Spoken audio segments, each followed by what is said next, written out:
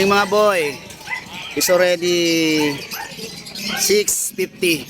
Andito ako sa paligid ng nakapaikot sa akin ng mga dogs.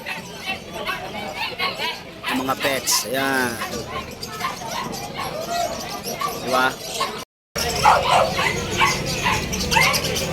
Ganun lang araw. Antok na, antok. Antok pa si Ranran. Ranran. Antok ng Ranran. Antok ng Ranran. Kita mo naman dito, boy.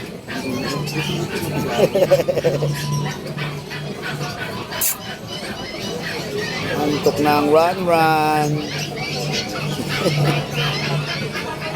Antok ng Ranran. Ay.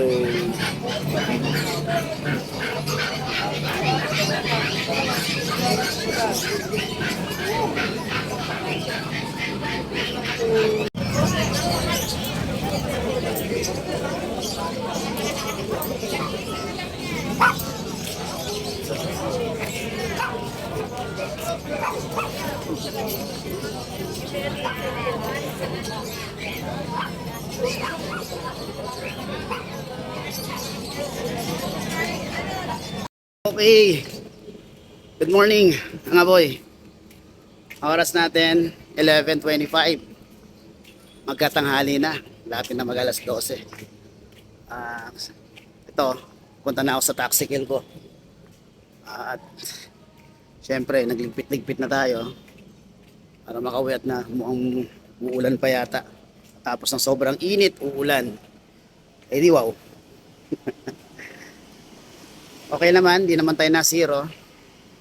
Kahit paano, meron. Salamat doon kay Sir, kala Madam. Sama yung mga anak nila. Mga taga Quezon City, Project 2. Ay, saka siyempre konting pahinga dahil aalis din tayo mamaya. Magdi-deliver tayo ng pet ni Sir Jun. At si Yena, sana pumayag si Madam na gabi natin maibigay yon. Kasi dadaling ko muna sa Las Piñas si syempre yung ating customer. Vlog naman tayo ng mga legendaring mga vlogger. Syempre, saya sa makakatulong para marihum yung mga pet natin. Sana makakuha na rin si Ronron, yung kapatid ni Ranran na kinuha ngayon para hindi malungkot. Okay mga boy, malapit na ako rito sa taxikill ko. Balik na lang ako mamaya at nakagutom na rin.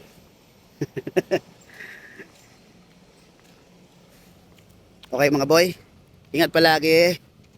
God bless you. God bless you. Okay, and peace.